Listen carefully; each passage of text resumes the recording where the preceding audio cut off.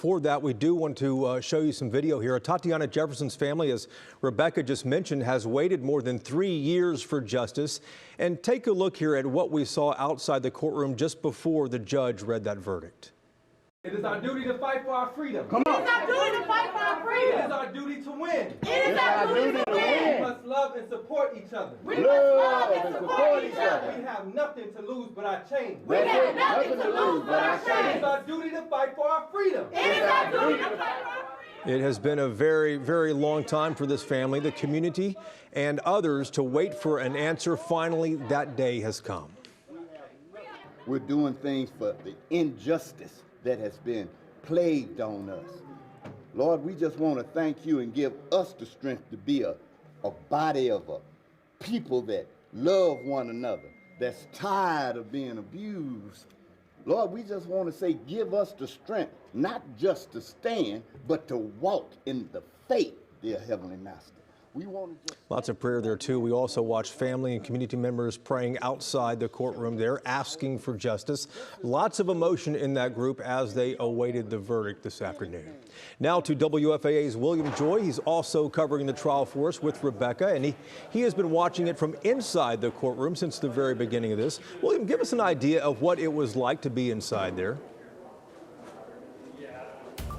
I mean, Jason, playing that video really sets the scene for it. I was standing right next to that man as he was praying, and it felt like the buildup almost to a wave of emotion ready to crash. And sitting inside, as soon as that verdict was read, that's exactly what we experienced. The judge even acknowledged before reading the verdict, he said a lot of people have been waiting a long time for this moment, 3 years in fact, and that if anybody needed to make an outburst, they needed to go outside of the courtroom to do it. So as he was going juror by juror to confirm the verdict with each one of them, while sitting in the courtroom, you could hear outside in the hallway yelling, screaming, crying. I looked straight ahead at Aaron Dean as he was sitting in his chair. He was basically expressionless, emotionless, didn't even flinch, which is really the demeanor he's had if you go back even to pre-trial hearings as it was going on. His family, Jefferson's family, was also mostly expressionless, at least at first, and that's before they teared up and then left later out of a back entrance. James Smith, the neighbor who called police to Jefferson's home to check on her, walked out calm from the main courtroom, but slightly teary-eyed. He's been here every day the jury's deliberated. He was a witness, and he's had a sign that reads, "Justice for Atatiana," outside his home. Chris Nettles, a councilman who basically campaigned on getting a trial date for Dean, was also here. I talked to him outside the overflow courtroom because there wasn't enough room, not nearly for everybody. I asked for his thoughts. He said he's still gathering them, but thinks that more needs to be done. Overall, talking to people, the reaction was a mix. Frustration that there wasn't a guilty murder verdict, but relief that there was something. This is progress, you know. Is it enough?